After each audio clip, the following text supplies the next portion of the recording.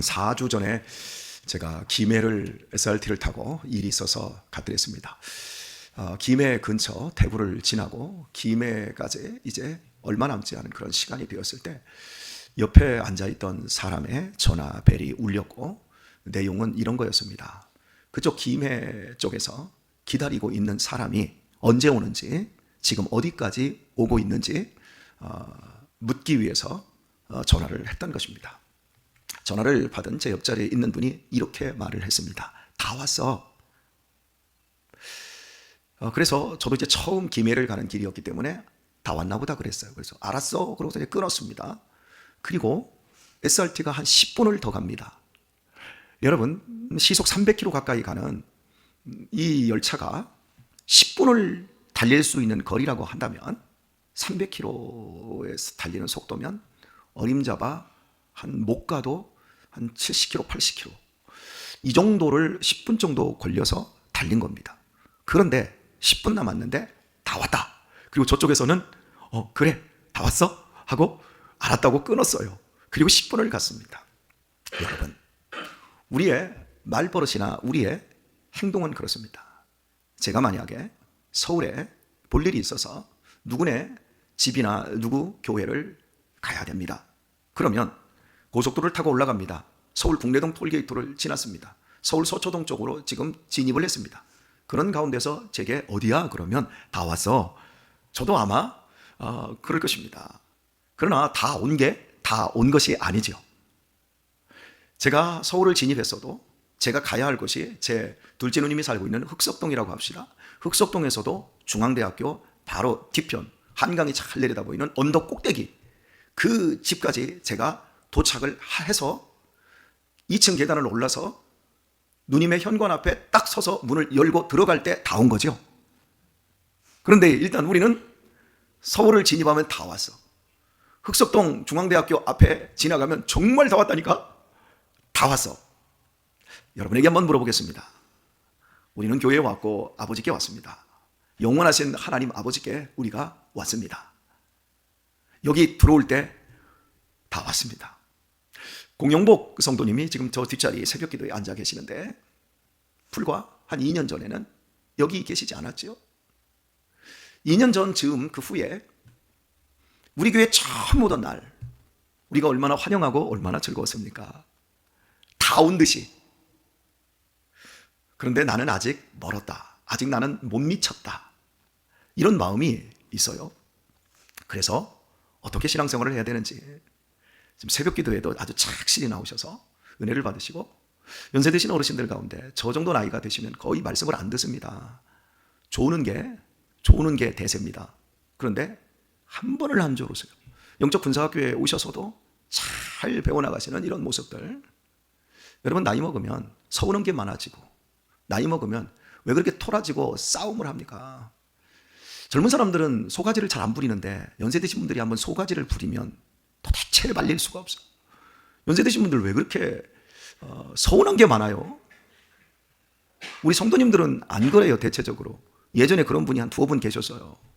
얼마나 제가 신경을 쓰였는지 맨날 하는 말로 입만 대빨 이렇게 좀만 나와 이빨 주댕이 죄송합니다. 말을 좀 여과시켜서 입이 이만큼 나와. 그리고 말도 안 해요. 며칠 끙끙대고. 참 제가 그런 분들을 보면 저분이 정말 하나님 아버지께 와 있는 사람인가? 왜 이렇게 속을 밴댕이 속닥지만도 못하게 그렇게 마음을 쓰고 생각이 그렇게 유치하고 자기밖에 모르고 이기적이고. 저는 그런 분은 천국하고 가까운 게 아니라 지옥하고 가깝게 느껴지는데 여러분은 어떻습니까? 천국하고 가까운 분이 과연 그럴 수 있을까요? 여러분이 집에 가까운 것과 교회에 가까워지는 것이 다르잖아요. 교회에 벌써 올 때 집에서 부부싸움을 하더라도 이 교회에 가까이 올수록 몸매 다시 한번 보고 참 얼굴을 한번 다시 보고 그리고 말투가 집에서는 막 싸우고 거칠어서도 이 교회로 가까워지고 이 현관문 들어올 때쯤 되면 말을 얼마나 상냥하게 하고 여기 들어와서는 얼마나 온화한 표정을 짓습니까? 그렇듯이 우리가 하나님과 가까워진다고 하면 하나님의 존전에서 온천하는 그 앞에서 잠잠할지니라.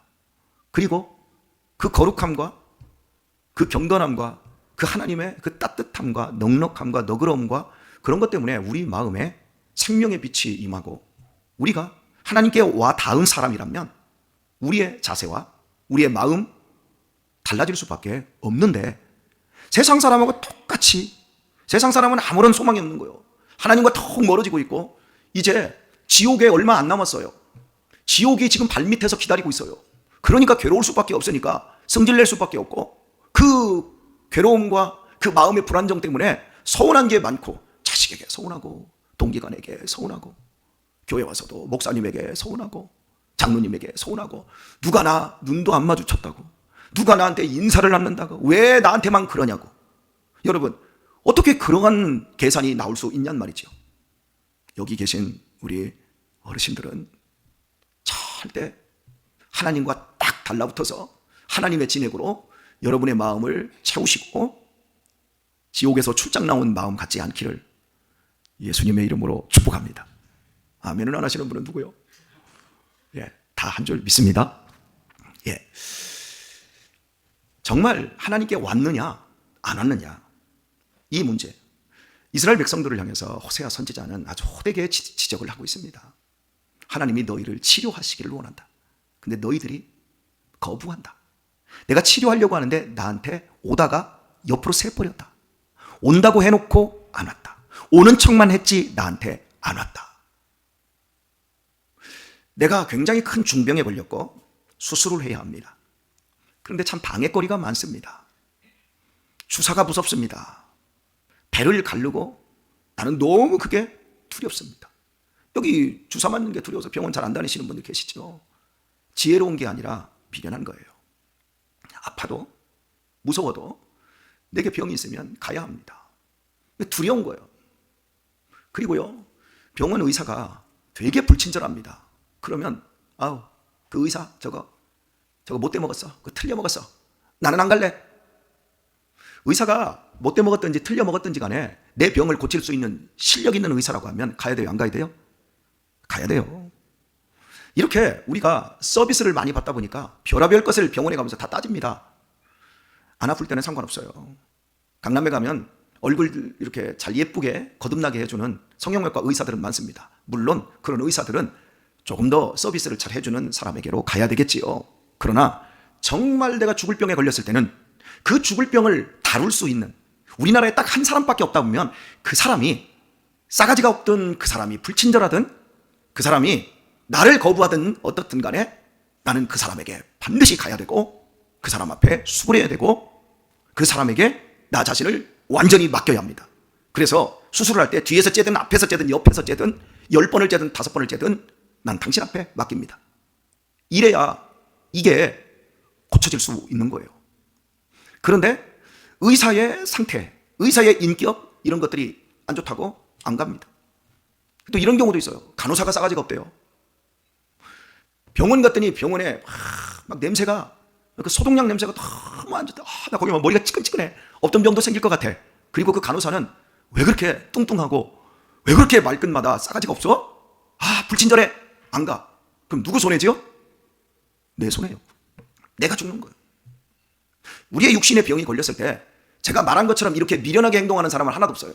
반드시 의사 있는 진찰실에 들어가고 의사의 말에 귀를 기울이고 의사의 말에 순종합니다. 주사가 무섭고 째는 게 무섭고 수술 이후에 정말 아플 겁니다. 아무리 협박을 해도 내가 살 수 있다는 것 때문에 의사에게 정확하게 빗닿아 버립니다. 의사가 마음대로 할 수 있도록 내 자신을 맡깁니다. 그런데 이 땅에서 의사가 그렇게 치료를 해서 우리를 고치고 살리는 것 그래봤자 얼마 못 살아요. 여러분이 지금 연세가 70 가까이 되신 분들이 많으시고 넘으신 분들이 계신데, 여러분이 이 땅에서 지금 큰 병에 걸렸다고 합시다. 그래서 여러분을 완전하게 새롭게 고쳤다고 합시다. 그래봤자 20년? 너무 많이 잡아줬어요? 황기성 목사님은 저한테 요즘 부탁합니다. 권 목사님, 절대 90 넘어서는 살지 마. 사는 게 아니야. 기도해. 90 넘어서까지 살지 말고 그냥 80 그 부분에서 천국으로 이사가는 게 좋겠어요. 절대 90 넘어 살지 말라고. 너무 힘든 거예요. 사는 것 그 자체가 내 발 가지고, 내 손 가지고, 내 의지 가지고, 내 자유 가지고 삶의 질이 떨어지지 않은 상태에서 살아야 사는 거지. 삶의 질은 뚝 떨어지고 짐승처럼 그냥 눈 뜨면 먹고 저녁 오면 자고 대소변 하나 보는 것도 너무너무 힘들어지고 몸에 기운은 없고 아픈 데는 더 늘어나고 자녀들에게도 미안하고 마누라에게도 미안하고 그런 삶. 우리가 이 땅에서 아무리 고침을 받아도 잘 고쳐져도 결국 이 비극을 면할 수가 없는데 하나님께서 우리를 고치시겠다는 거예요. 어떻게? 몸뚱이가 아니라 우리의 영혼, 우리의 마음, 우리의 속사람 고치셔서 그냥 이 땅에서 사는 게 아니라 영원한 천국, 늙지도 않고 병들지도 않고 아픔도 없고 슬픔도 없고 모자람도 없고 비교할 것도 없고 그냥 좋은 그 복락, 완전한 나라 천국으로 우리를 이사시켜 주시는 우리의 운명까지 바뀌어주시고 우리의 기질, 우리의 속이 얼마나 어둡고 이 험한 세상 살아가는 날 동안 얼마나 슬픔이 많습니까? 그런데 이 험한 세상 살아가는 날 동안에 우리의 목자가 되어 우리를 완벽하게 지켜주신답니다. 그러니 나에게로 오라 그럽니다. 아수르가 쳐들어오니? 바벨론이 너희들을 위협하니? 이집트가 너희들을 도와준다니? 야, 그런 거 믿지 마. 내가 너희의 보호자야. 나는 너희의 하나님이야. 너희는 내 백성이야. 내가 책임져. 나한테 와. 알았어요 하면서 싹 가더니 애굽으로 쏙 빠져서 애굽에 가서 하나님이 도와주신다고 하는데 그건 이론이고요. 우리는 하나님을 본 적도 없어요. 애굽 당신들이 도와주셔야 합니다. 그들은 애굽이 도와줄게. 딱 갔다 와가지고 또 싹 아수르한테 가가지고 하나님이 옛날부터 우리를 도와주신다고 했는데 요즘은 안 도와주세요. 출애굽할 때는 도와주셨는데 지금은 안 도와주세요. 그리고요 우리하고 동맹관계에 있는 애굽은요 별 힘이 없어요. 그래서 우리는 이제부터 아수르 당신들에게 충성하겠습니다. 온갖 보험을 다 갖다 줬어요. 그랬더니 아수르가 그러니 내가 보호해줄게 말해놓고는 더 가져와 하더니 나중에 못 가져오니까 이스라엘로 쳐들어와서 그 나라를 다 죽여버리고 사는 사람들 다 끌어다가 포로로 만들어버리고 그 땅을 원수들이 사는 사마리아 땅으로 만들어버려요. 그리고 이집트, 애굽은 저놈들 우리와 동맹관계인데 니네들 여기 붙었다 저기 붙었다 하더니 잘됐다 하고 본문에서 조롱거리가 되었다. 이게 지금 오늘 본문 말씀의 결론입니다. 하나님께서 출애굽할 때 이스라엘 백성들 도우셨습니다. 하나님께서 그 전에 홍수로 세상을 심판하실 때 믿음의 귀한 백성 노아와 그의 여돌 가족을 구원하시고 지켜주셨습니다. 이스라엘 백성들이 광야를 지날 때 그 거친 환경, 그 두려운 환경에서 구름 기둥과 불 기둥으로 지키시고 먹을 것이 없을 때 만나로 먹여주시고 물이 없을 때 반석에서 물을 내셔서 먹여주셨습니다. 믿습니까? 그런데 지금은 하나님이 안 도우십니까? 지금 우리는 미국의 힘이 더 필요하고 우리는 중국과 교역해야 되고 우리는 일본과 한일 관계 회복해서 우리는 잘 살 수 있습니까? 기후온난화 문제는 어떻게 할 것입니까? 해마다 오르는 공과금, 생활세 이런 것들이 지금 우리의 발목을 잡고 있지 않습니까? 여러분, 하나님은 지금도 안 도우십니까? 지금도 하나님은 도우십니다.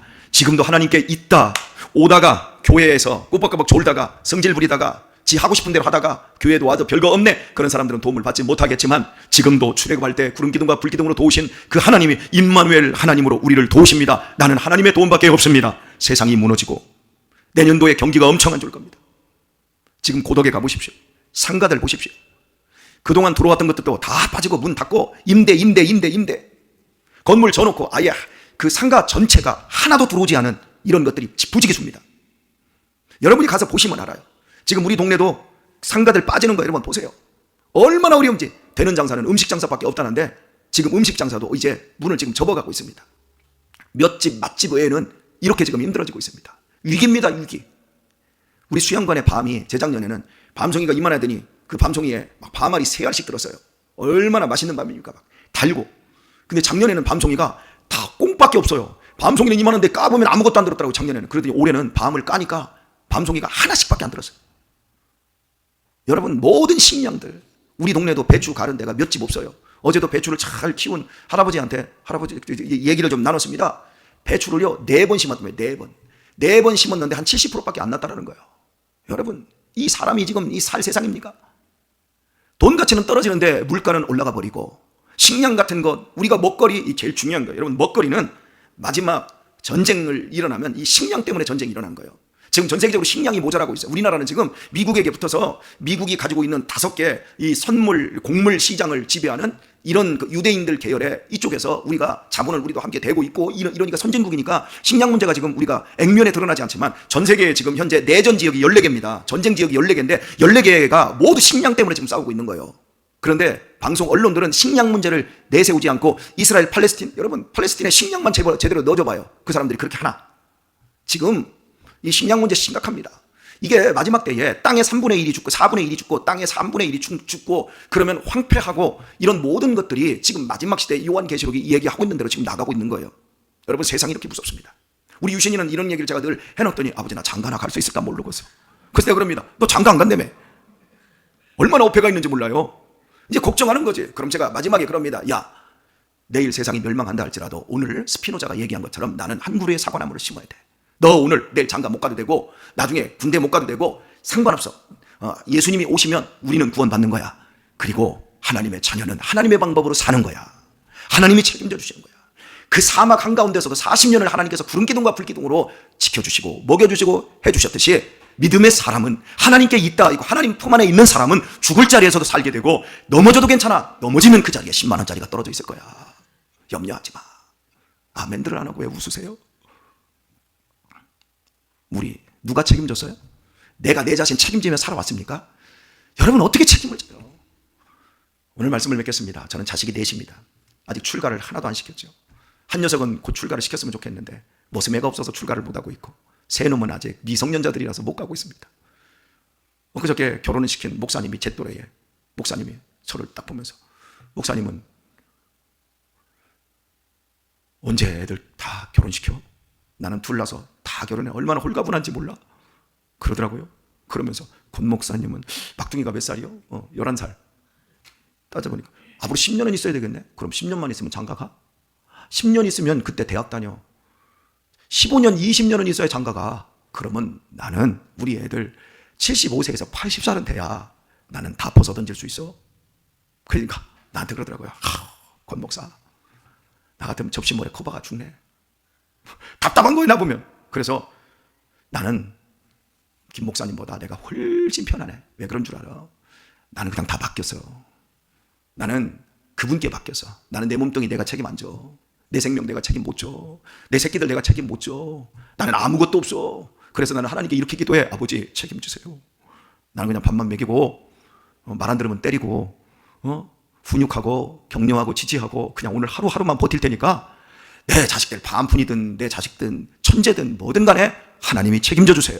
내 생명도 내 운명도 하나님 책임져 주시니 내 아들들 다 책임져 주실 줄 믿습니다. 우리 성도님들 힘들고 어렵고 내년에 전망이 어렵고 어떻게 살지 저도 고민이 됩니다. 그래서 그럽니다. 하나님 저 성도 하나님이 책임져 주세요. 하나님 저 사람 은혜 주셔서 치료해 주시고 고쳐주세요. 저 사람 사업도 좀 잘 되게 해주시고 저 사람 자녀들 좀 정신 차려서 믿음 안에서 새로워질 수 있게 해주세요. 저 가정에 화목의 은혜를 주세요. 저 가정에 없는 화목, 화평, 평안 저 가정에 부어주세요. 하나님이 하셔야 합니다. 오늘도 하나님께 이따운 사람 되십시오. 서운한 일 있습니까? 아무리 서운해도 교회는 오세요. 아셨어요? 목사님 때문에 교회 못 온대. 여러분 제가 이런 얘기를 들으면 정말 환장하고 싶어요. 어떻게 목사 때문에 못 와요? 그 나이에 신앙생활 30년 40년 했다는 사람들이 장로님 때문에 저 권사님이 싸가지가 없어서 나는 교회를 못 다니겠대. 여러분 어떻게 그럴 수 있어요? 그런 사람은 누구와 가깝다? 어디와 가깝다? 예, 아시죠? 천국하고 가까운 사람, 완전히 예수님께 속한 사람으로 넉넉해지시고 너그러워지시고 따뜻해지시고 오늘도 아멘 하면 얼마나 좋아. 이렇게 쿵짝이 안 되니 다시 한번 오늘도 따뜻해지시고 오늘도 넉넉해지시고 오늘도 너그러워지시고 오늘도 웃으시고 오늘도 기뻐하시고 오늘도 그냥 죽든지 살든지 하나님께 맡겨놓으시고 그 안에서 여러분의 아름다운 삶을 행복하게 살아가실 수 있길 우리 주 예수님의 이름으로 축원합니다.